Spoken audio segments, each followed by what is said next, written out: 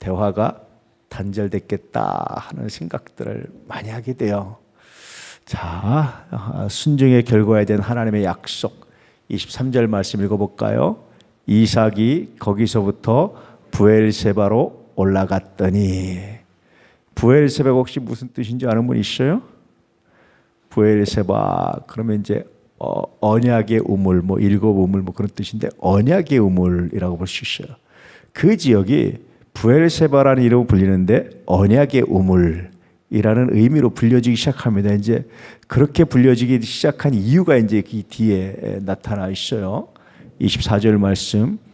그 밤에 여호와께서 그에게 나타나 이르시되 나는 내 아버지 하나님 아브라함의 하나님이 두려워하지 말라. 내 종 아브라함을 위하여 내가 너와 함께 있어 내게 복을 주어 내 자손이 번성하게 하리라 하신지라. 블레셋 사람들과 치열한 경쟁을 했죠. 우물을 두고도 그렇고 생존권을 두고 경쟁하고, 어쨌든 피하면서 이삭은 굉장히 큰 복을 받아요. 그런 사건을 경험하고 다시 브엘세바로 왔는데, 그 밤에 도착한 날 밤에 하나님이 이삭에게 말씀하시는 거예요. 이삭은 뭘 듣습니까? 하나님과의 대화를 통해서 하나님의 음성을 듣고 하나님의 묵상하고 하나님의 뜻을 분별해내는 거죠. 그러면서 나는 내 아버지 아브라함의 하나님이다. 이 아브라함이 얼마나 위대한지요. 왜 아버지 아브라함의 하나님이라고 말했을까요? 왜 그랬을까요? 이삭은요, 늘 얘기하지만 아버지의 신앙의 발자취를 따라가요. 아마 아브라함이 다니면서 수도 없이 곳곳에 다니면서 하나님에 대한 이야기, 우물에 대한 이야기, 삶에 대한 이야기들을 나눴을 거예요. 그래서 이삭은 늘 그 아브라함의 발자취를 따라가는데, 그 중에 핵심이 뭐냐면 아브라함이 만났던 하나님이에요. 그렇게 말하자면 이삭은 두려워하고 잘 듣지 않을 겁니다. 그런데 나는 내 아버지 아브라함의 하나님이라는 말에 이삭은 안심하고 듣는 거예요. 그래서 말씀하시기를 두려워하지 말라. 내 종 아브라함을 위하여 내가 너와 함께 있어 내게 복을 주어 내 자손이 번성하게 할 것이다. 내 종 아브라함 때문에, 내 종 아브라함을 위하여 이 천대까지 복을 주신다는 게 그런 거예요. 누구 때문에? 아브라함 때문에. 나중에 다윗의 아들이 누굽니까? 솔로몬이죠. 솔로몬이 범죄했었던 하나님께서 누구 때문에? 다윗 때문에. 굉장히 놀라운 거예요. 그래서 여러분들 말씀드리지만 자녀들에게 가장 큰 유산은 무슨 유산입니까? 믿음의 유산인데, 단순히 믿음을 물려주는 것뿐만이 아니라 뭐 하는 거죠? 내가 네 어미 때문에, 내가 네 아비 때문에 라는 말을 듣는다면 여러분, 그건 정말 훌륭한, 그것만큼 훌륭한 유산이 어디 있겠어요. 그런데 그것이 그냥 나왔을까요? 그냥 나오지 않았어요. 그렇잖아요. 그런 믿음의 유산을 남기시고 그런 믿음의 유산을 여러분 물려줄 수 있는 믿음의 사람들 되시기를 축복합니다. 할렐루야. 자, 그럴 때 그렇게 이제 순종의 결과를 했을 때 하나님께서 약속을 하시는 거예요. 아브라함에게 하신 말씀의 약속을 이삭에게 대물림하는 거예요. 이게 순종의 결과입니다. 순종이라는 건 그런 거죠. 늘 말씀드렸지만 도저히 할 수 없는 상황이에요. 당연히 이성적으로 보면 애굽에 내려가야 되는 거예요. 아버지 아브라함도 내려가세요. 늘 아버지의 여정을 따라갔던 이삭은 내려갈 수밖에 없는 거예요. 그런데 하나님 내려가지 말라라고 말씀해서 순종을 하는 거예요. 거기에 지난주에 말씀드린 지금 뭐라고 그랬습니까? 신앙적으로 이제는 아버지 아브라함의 하나님을 이어왔지만 동시에 이삭이 개인적으로 다시 독특하게 하나님을 만나는 굉장히 놀라운 경험이에요. 늘 아버지의 여정만 따라갔지만 이제 아버지의 영 따라가지 않고 하나님의 말씀에 순종할 때 비로소 내가 승리했다. 굉장히 놀라운 경험을 하는 거예요. 만약에 이런 것들이 없었다면 이삭에게 아브라함은 마치 우상이 됐을 거예요.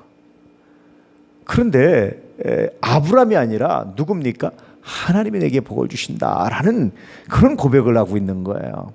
아브라함이 이런 하나님을 믿었고 나도 이런 하나님을 믿으니까 하나님이 아브라함에게 이런 복을 주신다, 하나님이 나에게도 이런 복을 주십니다. 이런 고백을 하는 거예요. 여러분, 그렇습니다. 우리에게 복을 주시는 분은 하나님이신 거예요. 그래서 우리는 항상 하나님을 바라보는 거죠. 늘 말씀드렸지만 항상 기뻐하라. 범사에 감사를 어떻게 가능합니까? 사건을 보면 불가능하다고 말씀드렸잖아요. 뭘 봐야 돼요? 하나님을 볼 때 비로소 가능한 거예요. 아마 이 사건 이후에 이삭은 또다시 가뭄이 와도 두려워하지 않을 겁니다. 왜 그랬습니까? 하나님을 바라봤더니 가물 때 100배의 복을 받았잖아요. 이삭은 가뭄이 두려운 것이 아니라 누가 두려웠습니까? 하나님이 두려운 거죠. 가뭄 때 하나님을 바라보는 것이지 가뭄 자체를 바라보는 게 아니었단 말이에요. 그래서 경외한다는 말, 두려워한다는 건데 무서워서 공포했던다는 말이 아니라 그분 앞에 내가 정말 최선에서 조심하고 그분을 경외하고 사랑한다는 마음을 갖는 거예요. 두려워한다, 경외한다라는 말의 의미지요. 하나님을 바라보십시오. 사건을 바라보지 마십시오. 그러면 이삭처럼 비로소 하나님이 내게 이것을 어떻게 이끌어 가시는지를 경험하게 되는 귀한 은혜가 있게 될 줄로 믿습니다. 할렐루야. 그랬더니 이삭이 거기서 제단을 쌓아요. 25절의 시작.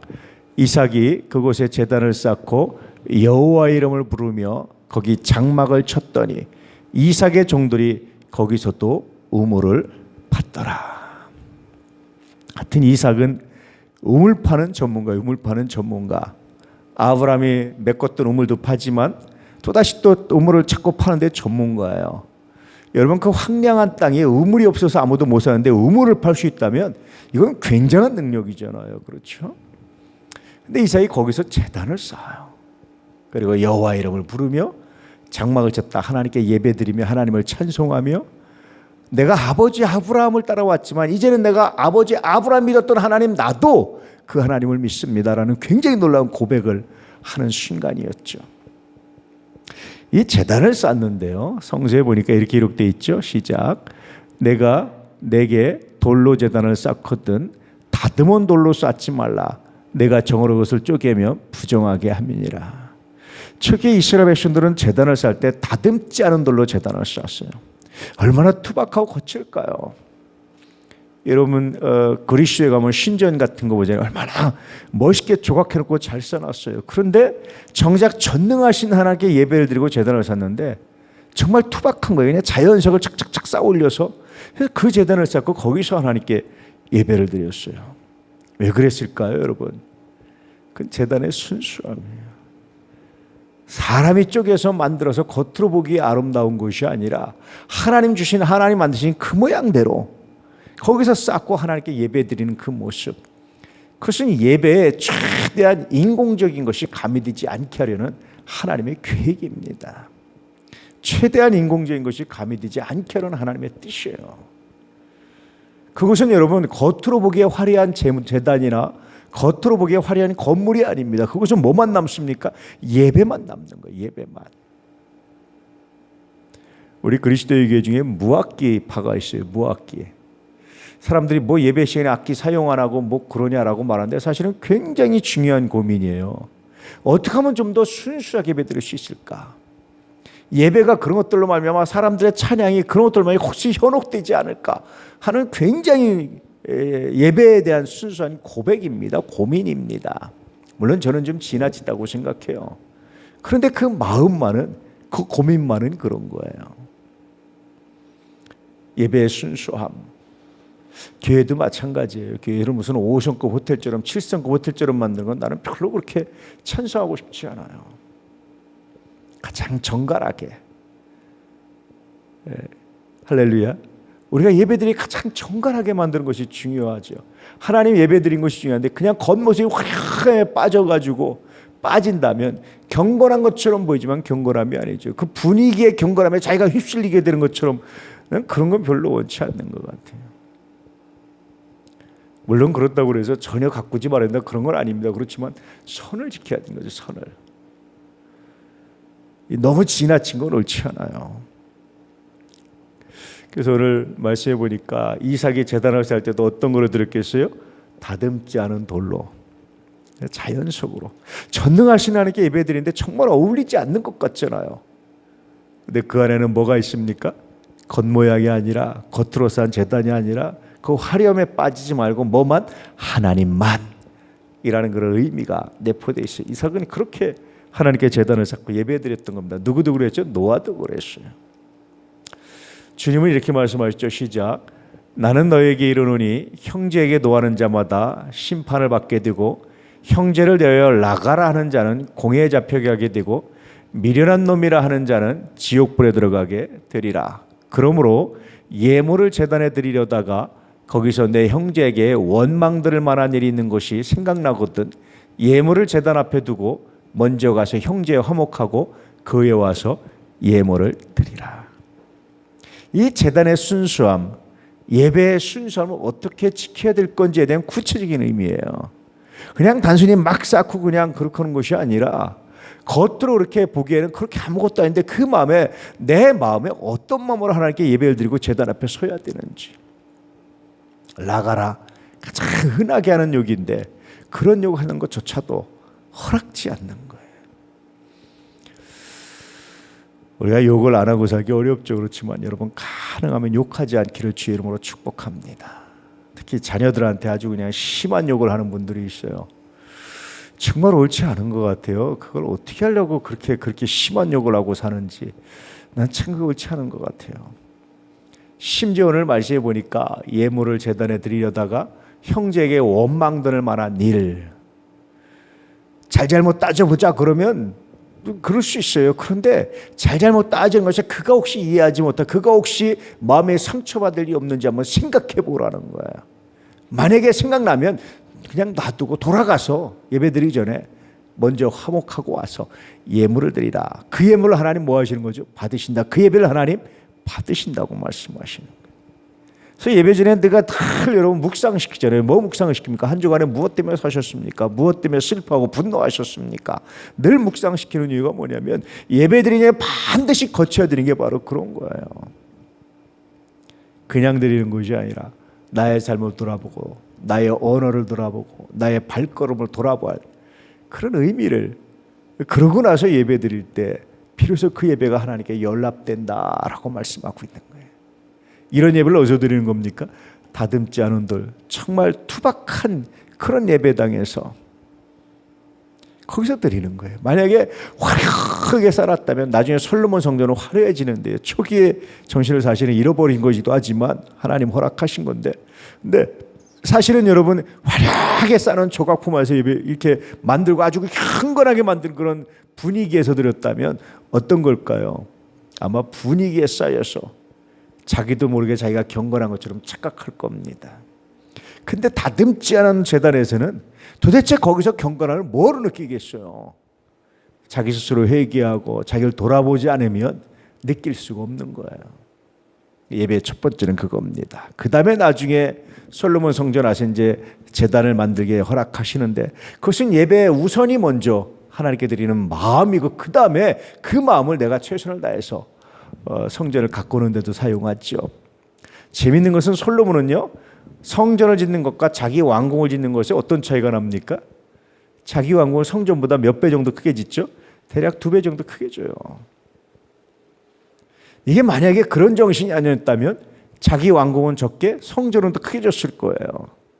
근데 그렇잖아요. 하나님은 그렇게 사람이 만든 그런 곳에 하나님이 기뻐하시는 게 아니라 뭘 기뻐하십니까?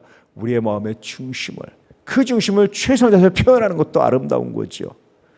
그래서 교회는요 우리가 할 수 있는 최선을 다해서 아름답게 가꾸되 그러나 지나치게 화려하게 치장하지 않고 그 안에 정갈하게 하나님의 영광을 드리게 하나님의 영광이 드러날 수 있도록 그 안에 우리가 스스로 겸손해서 우리의 마음을 드릴 수 있도록 하나님 것이 중요하다라는 것을 가르쳐주고 있어요. 이삭은 그렇게 하나님께 예배드렸던 겁니다. 하나님의 음성이 들리자 이삭은 뭐 먼저 합니까? 예배 먼저 드리는 거예요. 제단을 먼저 쌓고 예배 먼저 드리는 겁니다. 여러분 하나님의 음성이 들리면 어떡합니까? 이삭은 예배 드리고 제단을 쌓고 할렐루야 그렇게 했어요. 이삭의 믿음과 그 결과를 보죠. 26절 시작.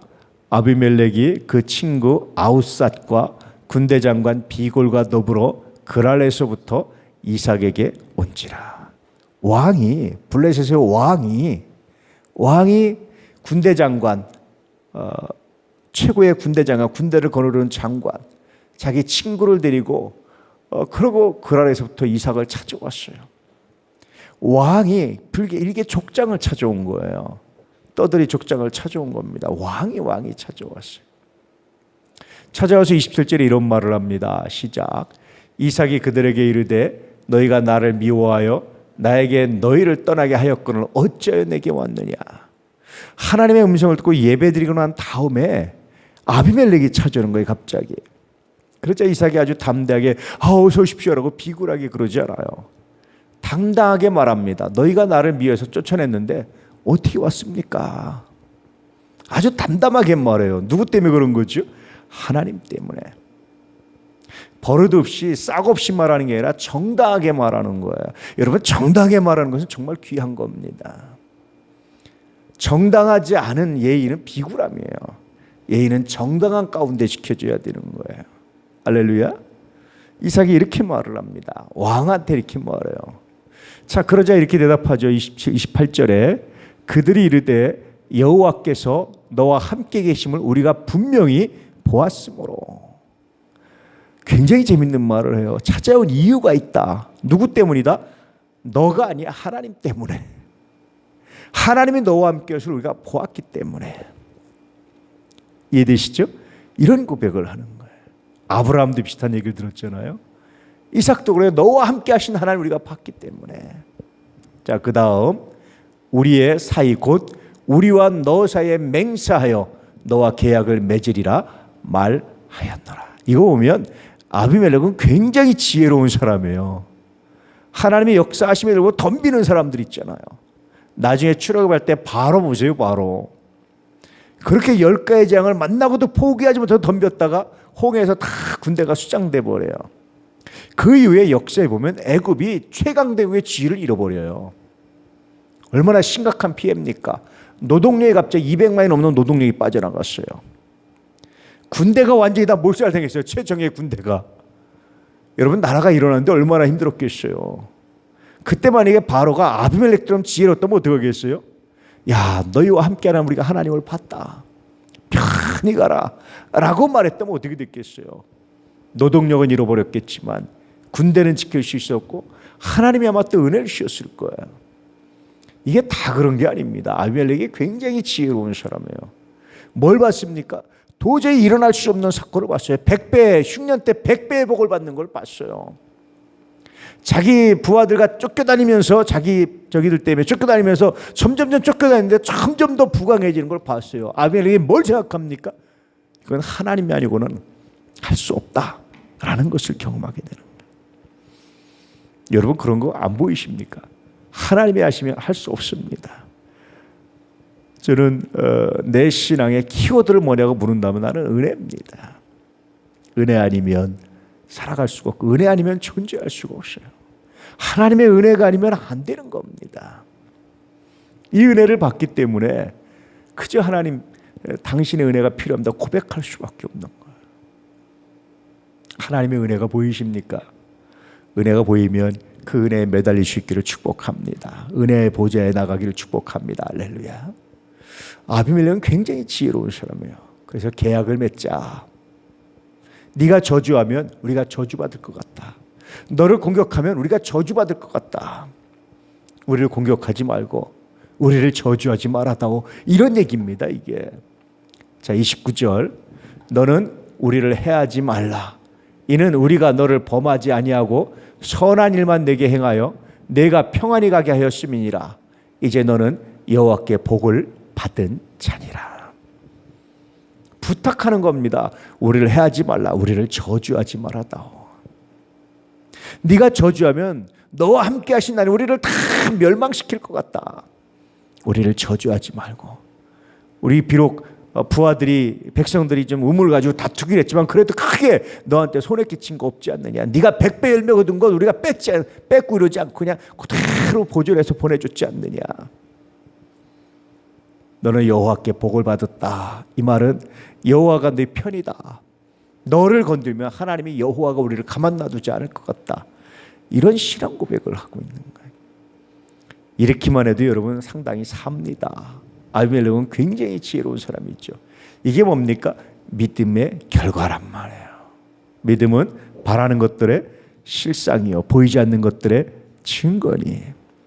흉년 때 눈에 보이는 것은 애굽에 풍족한 애굽에 내려가는 거예요. 눈에 보이지 않는 것은 흉년이 땅 그 땅에 있는 겁니다. 그 보이지 않았지만 믿음으로 순종했을 때 그 열매들을 이렇게 증언하고 나타나고 본인만이 아니라 이렇게 아비멜렉과 주변 사람도 알 정도로 그렇게 여러분 믿음이 드러났다라는 거예요. 여러분의 믿음은 어떻게 드러나나요? 자, 30절 이삭이 그들을 위하여 잔치를 베풀며 그들이 먹고 마시고 31절 아침에 일찍 일어나 서로 맹세한 후에 이삭이 그들을 보내매 그들이 평안히 갔더라. 여기서 만약에 이삭이 또 하나님 뜻을 생각하지 않았다면 어떻게 하죠? 내가 당한 게 어딘데 하고 내보냈다면 어떻게 됐겠어요? 여러분 상대가 미안합니다, 잘못했습니다 하면 무조건 받아주는 은혜가 있길 축복합니다. 나머지 누가 하죠? 하나님이 하시는 거죠. 근데 우리는 뭐라고 그럽니까? 잘못했어? 뭘 잘못했는데? 얼마 큰 잘못했는데 말 좀 해봐 이러면서 또 이제 문제가 싸움이 시작되잖아요. 그냥 거기서 퉁쳐주는 거예요. 나머지는 하나님이 아십니다.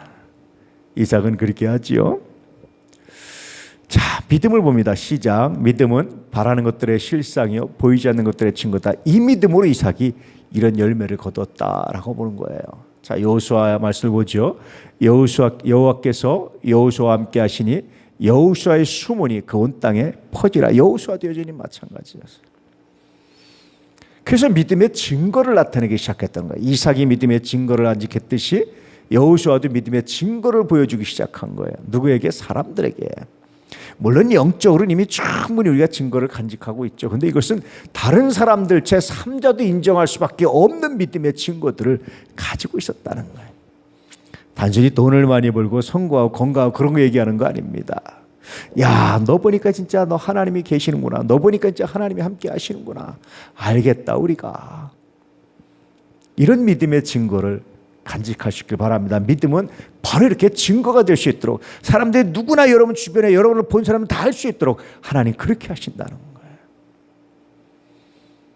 눈에 보이지 않지만 계산되지 않지만 지금은 손해인 것 같지만 그러나 말씀 따라갈 때마다 나타나는 이 믿음의 역사가 여러분 가운데 가득하기를 축복합니다. 할렐루야. 자, 창세기 볼까요? 그의 주인이 여호와께서 그와 함께 하심을 보며 또 여호와께서 그의 범사에 형통하게 하심을 보았더라. 그의 주인이 누굽니까? 거기서 그는 누굽니까? 요셉입니다. 요셉도 이렇게 믿음의 증거를 가졌어요. 그의 주인이 보니까 그의 주인이 누구였을까요? 예, 요셉이 종으로 팔려갔을 때 주인이 누구였을까요? 예, 보니까 하나님이 함께 하시고 어떻게 여호와 하나님이라는 걸 알았을까요? 이건 요셉이 다 말하는 거예요. 너 어떻게 일을 잘 처리했니? 하나님의 은혜입니다. 너 어떻게 이렇게 지혜롭게 처리했니? 하나님의 은혜입니다. 너 어떻게 일을 이렇게 했니? 하나님의 은혜입니다. 하나님을 모르면서 계속해서 하나님의 은혜를 얘기하니까 그 주인이 하나님이구나. 너와 함께 하신 하나님이 너의 범사의 모든 일에 형통케 하심을 내가 봤다. 너 하나님이구나. 네가 믿는 하나님이 너에게 복을 주셨구나. 야, 너 요셉 정말 똑똑하다. 너 때문이다라고 말하셨고 하나님입니다. 이 말은 요셉이 어떤 사건이 벌어지고 어떤 일이 나타나며 어떤 일을 거둘 때마다 자기 지혜를 자랑하는 게 아니라 누굴 말하는 겁니까? 하나님에 대해서 이야기하는 거예요. 우리가 보통적으로 잘하면 그러잖아요. 참 요셉 똑똑해. 요셉 대단해. 잘났어. 그렇게 말하고 하나님이 부가 될 수 있잖아요. 근데 주인이 요셉을 칭찬하는 게 아니라 누구를? 하나님에 대해서 이야기하는 거예요. 놀랍잖아요. 예수님도 어떻게 하십니까? 어떤 사건이 나타나면 하나님께 영광을 돌렸어요. 늘 자기 입에서 뭐가 있습니까? 하나님에 대한 고백이 끊임없이 넘쳐나는 거예요. 하나님이 하셨습니다. 하나님이 하셨습니다. 이런 고백이 우리 가운데 있기를 축복합니다. 하나님이 하신 거예요. 우리는 그저 하나님의 도구가 된 것뿐입니다. 하나님이 주신 지혜 안에 산 것뿐입니다. 우리가 교회가 여러 가지를 앞에 놓고 있잖아요. 늘 여러분 목회를 하면서 제가 한 가지 두려움을 갖고 사는데 그것은 뭐냐면 하나님의 영광을 가로챌까 봐 하는 두려움을 늘 갖고 살아요. 하나님이 하신 일을 마치 목사가 한 것처럼 내가 한 것처럼 그러지 않을까. 그것만은 피해야 되겠다라는 그런 두려움을 제가 늘 가지고 살아요. 그런 두려움은 제가 가지고 살아요. 하나님이 하신 겁니다. 모든 일이 하나님 당신의 뜻이고 당신의 역사입니다. 그저 하나님 당신의 영광이 당신의 이름이 드러나기 원합니다. 이런 늘 제가 고백하고 고민하는 것 중에 하나인데 요셉이 그랬어요. 그래서 나타나면 야, 요셉 정말 하나님 위대하시다. 우리가 여러분 교회가 아름답게 어떤 일들을 처리해 나가면 야, 황 목사 똑똑하다. 야, 교인들이 잘했다가 이것보다 하나님 당신이 하셨고 당신이 함께 하신 결과입니다. 이런 좀 고백들이 주위에서 나타난다면 그것이 진짜 믿음이 아닐까. 할렐루야. 이런 고백이 여러분 가운데서도 우리 교회 가운데서도 가득하기를 축복합니다. 아멘. 자, 32절. 그날에 이삭의 종들이 자기를 판 우물에 대하여 이삭에게 와서 알려 이르되 우리가 물을 얻었나이다. 아멘. 이삭의 종들이 그날에 다시 또 우물을 팠어요. 그러니까 또 우물이 나왔어요. 하여튼 파면 나오는 거예요. 파면. 이거 여러분 기적입니다. 우리나라처럼 우리나라 땅은요 웬만하면 파면 나오거든요. 깊이 파면 나와요. 우리나라 땅은 대부분. 얼마큼 깊이냐에 따라서 우리나라 땅은 깊이 파면 나와요. 무조건. 사실은 거의 대부분 나와요. 우리나라 땅은. 근데 이 땅은 판다고 나오는 게 아니에요. 그것도 무슨 여러분 지금처럼 기계로 파이프 돌려서 파는 것도 아니라 사람이 파야 된단 말이에요. 그냥 땅 표면에 거치 있는 게 아니라 깊이 파야 된단 말이에요. 확신이 없으면 못 파는 거예요. 이게 지금처럼 수맥 탐사를 해가지고 파는 것도 아니고 물이 조금 판다고 나오면 누구나 파는 거죠. 근데 깊이 확신을 가지고 파야 되는 거예요. 근데 이삭의 종들이 파면물이 나오고 정말 어떻게 했을까요? 마치 모래가에서 바늘 하나 찾듯이 어려운 일인데 파면 나와요. 집으면 바늘이 나와요. 그게 하나님의 은혜였다라는 거예요. 그래서 이삭이 그 이름을 뭐라 그러니까 33절 시작. 그가 그 이름을 세바라 한지라. 그러므로 그 성읍 이름이 오늘날까지 부엘세바더라. 언약의 우물이더라. 그래서 이삭은 계속해서 뭐 얘기하는 겁니까? 야, 내가 지혜로워서 내가 똑똑해서 내 말만 들으면 돼 라고 말하는 것이 아니라 하나님이 은혜를 주셔서 하나님의 약속이 있어서 하나님의 말씀이 있어서 하나님께 영광 돌립니다. 이런 얘기를 이삭이 하는 거예요. 놀랍죠? 자, 여러분 이삭이 이런 과정을 거쳐왔어요. 이런 과정을 거쳐온 걸 보면은 주변에서 자녀들이 보면 어떻게 변할 거예요? 자녀들이 이런 걸 봤어요. 이런 걸 보면 자녀들이 어때야 되는 겁니까? 야, 할아버지 아브라함의 하나님, 아버지 이삭의 하나님, 나의 하나님이 되기 원합니다. 내가 어떻게 하면 그 말씀에 순종할 수 있을까? 이 생각을 해야 되잖아요, 당연히. 자, 근데 그 다음에는 이제 이런 일이 일어납니다. 34절에 에서가 다 같이 읽죠. 시작. 에서가 40세에 헷족속 부에리의 딸 유딧과 헷족속 엘론의 딸 바스맛을 아내로 맞이하였더니. 근데 왜 그랬을까요? 왜 그랬을까요? 에서는 이런 하나님의 역사를 봤는데 왜 그랬을까요? 이런 하나님의 역사를 기록하고 에서의 결혼 이야기를 한 이유가 뭘까요? 성서에 생뚱맞는 거거든요. 이게 아주 생뚱맞는 거예요. 보세요. 하나님께서 이렇게 가물 때 이삭이 순종해서 하나님 100배의 벌 주시고 아비멜렉이 왕이 와가지고 평화의 조약을 맺으면서 왕도 이웃에 있는 왕도 이방인 왕도 하나님이 너와 함께 하시러 왔다. 너 하나님께 복 받았구나. 정말 하나님이 살아계시구나. 이런 얘기를 하는 거거든요. 그런데 에서가 이방 여인과 결혼했던 얘기는 뭡니까 여러분? 신앙이 에서의 귀에 들어가지 않았다는 거예요.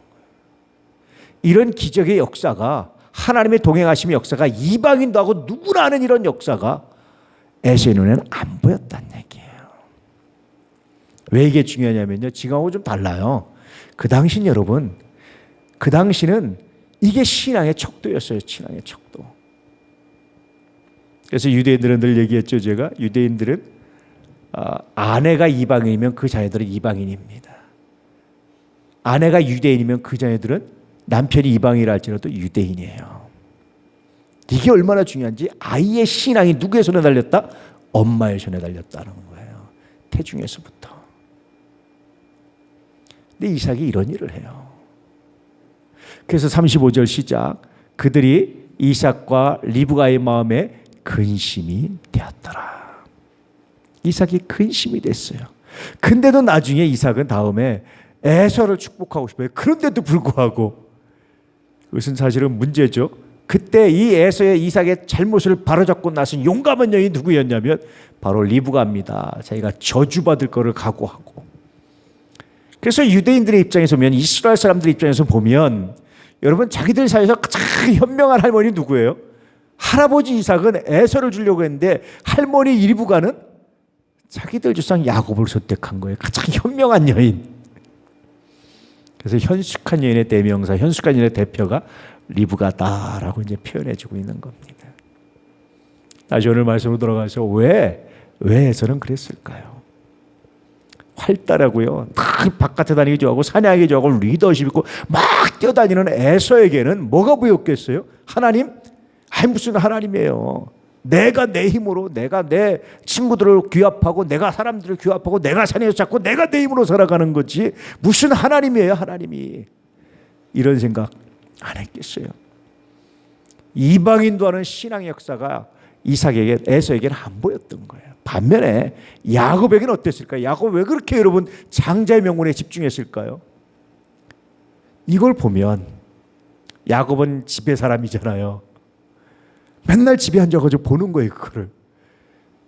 아비멜렉 군대장관이 찾아와서, 왕이 이렇게 떠돌이 족장인 아버지한테 찾아와서 우리 평화의 조약을 맺자. 왜냐? 하나님이 너와 함께 하심을 내가 봤다. 야곱이 생각하기에 뭘 생각하겠어요? 야, 내가 형처럼 무슨 대단한 능력 있는 것 같다고, 리더십 있는 것 같다고, 뭐가 있는 것도 아니고 하나님의 도우심이 없으면 내가 살 수가 없는데, 우리 아버지 보니까 저렇게 유약한 아버지가 군대 장관이 와서, 이방 왕이 와서 이렇게 얘기할 정도면 나도 희망이 있다. 내 희망은 누구다? 하나님이다. 야곱이 안 바뀌었어요.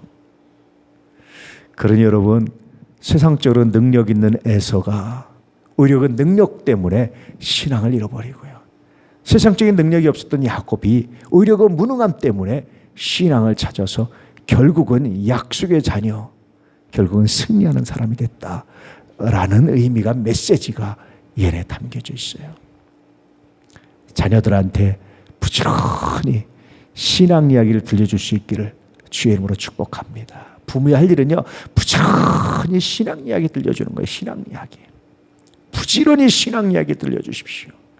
그리고 뿐만 아니라 그 신앙을 지켜내는 것을 보여주십시오. 할렐루야.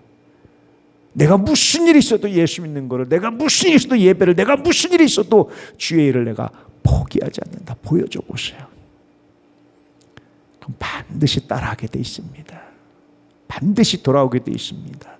반드시 하게 돼 있습니다. 그런데 여러분, 돈이 좀 없다고 돈 하면 아이들이 안 믿어요. 가짜라고 생각을 해요. 화나다 그냥 화나다고 자기 맘대로 쳐버리면 아이들이 가짜라고 생각해요. 막 욕하고 함부로 하면 아이들이 가짜라고 생각해요, 신앙을. 그래서 여러분, 예수 믿는 부모로서 제일 경계하고 어려운 사람이 누군지 아세요? 자녀들입니다. 왜냐하면 믿음을 보여주고 믿음을 들려줘야 하기 때문에. 자녀들이에요. 가장 어렵고 조심해야 될 대상들이 자녀입니다. 믿음을 보여줘야 되기 때문에 그래요. 야, 나는 내가 함부로 해도 내 자식들이 내 마음 알겠지? 몰라요. 아는 사람 있으면 데려와 봐요. 제가 한 명도 못 봤어요. 부모가 함부로 해도 부모의 마음을 아는 자리 한 명도 못 봤어요. 진심으로 알겠지? 한 명도 못 봤어요. 나는 한 명도 못 봤다니까요. 부모는 알아요. 부모는 자식 엉망으로 막 해도 그 자녀의 진심을 알아요. 얘가 진심이, 얘가 마음이, 이걸 알아요.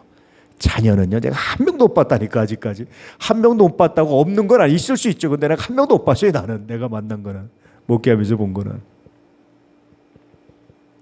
끊임없이 신앙 이야기를, 믿음 이야기를, 할렐루야, 그로 보여줄 수 있는 은혜가 있기를 축복합니다. 해가 두 쪽 나, 하루에 두 쪽 나도 나는 예배를, 나는 믿음을, 나는 말씀을, 나는 순종을, 나는 섬김을 보여줘 보세요.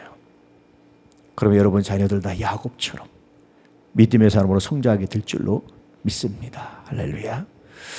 자, 메시지를 볼까요? 시작. 구원은 믿음으로, 복은 순종으로. 성서의 전체 가르침이에요. 구원은 믿음으로 받아요, 분명히.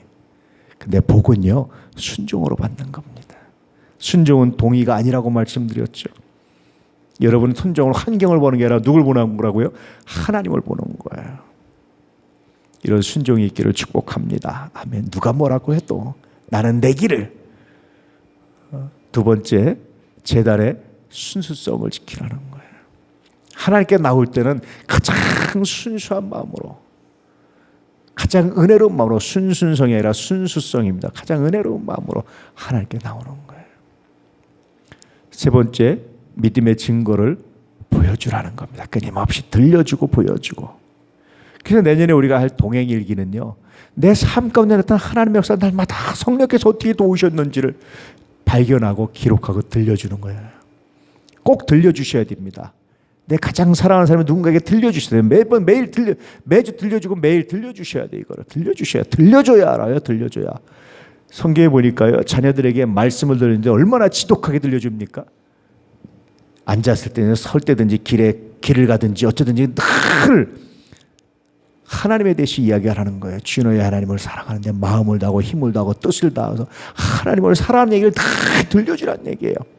문설주에도 기록하고 이마에도 적어서 들고 다니고 손목에도 기울어서 하면서 늘 들고 다니고 늘 그것을 얼마나 이게 열심히 하는 줄 아세요? 그걸 그렇게 들려줘야 비로소 아이들이 신앙을 배운다는 거예요.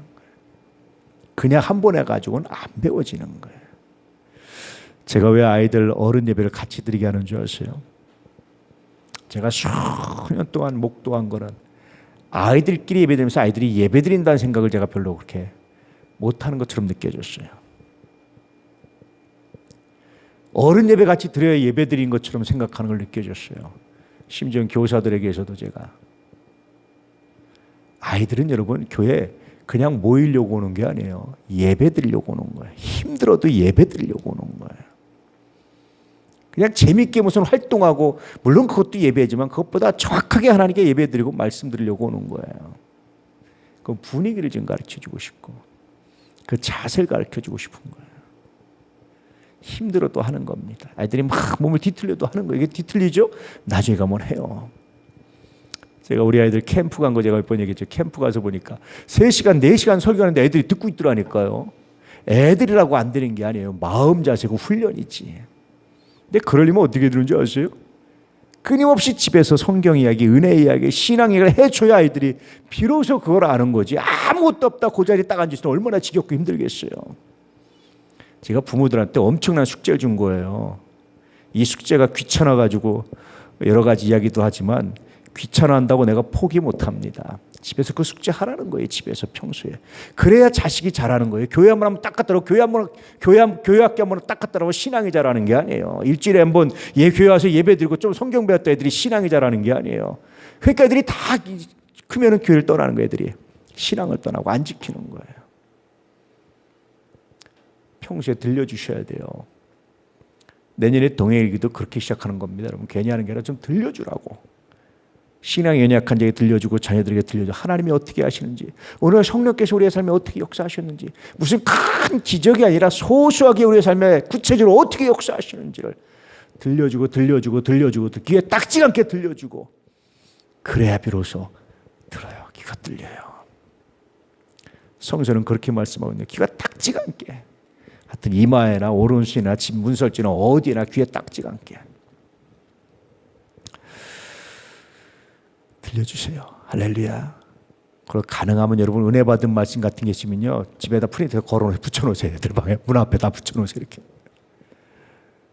붙여놓으시고 또 은혜 받으면 또 띄고 다른 말씀 또 붙여놓고 계속 붙여놔 보세요. 하여튼 왔다 갔다 하면서 무조건 읽게끔. 축복의 말씀 주면 그냥 저기 하지 말고 매일 한 번씩 읽게 해보세요. 여러분 그렇게 교육해야 비로소 신앙이 자라는 거예요. 그게. 저는 한국교회 교회학교 실패 원인이 거기 있다고 생각을 했어요. 와서 예배도 안 드리고 그냥 와서 재밌게 그냥 그냥 해주니까 애들이 와서 예배 드렸는데, 고등학교 때까지는 부모가 하라니까 했는데 대학 들어가면 애들이 떠나기 시작하는 거예요. 청년들 하면 떠나기 시작, 사회 나가면 신앙을 떠나기 시작하는 거예요. 실패다 실패. 예배를 못 가르친 실패입니다. 우리 교회의 실패입니다. 한국교회의 실패입니다. 믿음의 증거를 말해주고 보여주고 할렐루야. 끊임없이 아이들에게 동행일기를 쓰셔가지고 하나님이 오늘 이번 주에 하나님이 이번 나와 어떻게 함께 하셨는지를 고백하고, 심지어는 아픈 일이고 실패고 가뭄인데 이 가운데 하나님이 어떻게 역사하셨는지, 그래서 내가 어떻게 기쁨을 얻었는지, 어떻게 감사함을 얻었는지 고백하고 보여줄 수 있기를 축복합니다. 아멘. 이 숙제 하셔야 돼요. 젊은 엄마 아빠들이 숙제가 어려워하는데 숙제 하셔야 돼요. 아무리 힘들어도 하셔야 아이들이 자라고 본인들이 자랍니다. 신앙이. 그렇지 않으면 미래가 없어요. 조금만 어려우면 다 신앙 떠납니다. 여러분 옛날처럼 조금만 핍박하면 다 떠납니다. 이제는 신앙 안 지켜요. 안 지키면 누구 손해입니까? 본인 손해죠. 사실은 신앙 지키게 하셔야 됩니다. 앞으로 점점 예수 믿는 게 쉽지 않아져요. 녹록치 않아져요. 그래도 신앙 지키려면 지금 확실히 알아야 돼요. 그래야 신앙 지킵니다. 그렇게 지켜가고 보여주시기를 축복합니다. 할렐루야. 끊임없이 들려주세요. 하나님의 이야기를. 성서의 가르침입니다. 자, 네 번째, 그래서 이야기하는 겁니다. 시작. 신앙 이야기를 들려주어라 라는 메시지가 있어요. 이삭은 에서는 끝까지 외면하고 가서 결국은 약속의 자녀에서 벗어나요. 그 계보에서. 야곱은 듣는 거예요. 듣는 자녀가 성공합니다. 듣는 자녀가 신앙으로 살아갑니다. 듣는 자녀가 비로소 새로워지는 거예요. 할렐루야. 이게 얼마나 귀하고 아름다운지를 알아가는, 깨닫는 귀한 역사가 있기를 축복합니다. 그래서 이 믿음의 역사, 이 이야기가 중요한 게 아니라 정말 핵심은 에서의 어긋남이 핵심이에요. 오늘 말씀 핵심은. 듣지 않았던 에서, 자기의 세상적인 능력과 자기의 세상적인 이런 파워, 이거에만 관심했던 에서, 실패 철저하게 하나님의 약속에서 벗어나는 에서, 부족했던 야곱 철저하게 하나님의 약속에 돌아왔던 놀라운 역사, 이 이야기를 하고 있는 겁니다. 이런 믿음의 역사가 우리들 가운데 있기를 축복합니다. 할렐루야. 기도하겠습니다. 아버지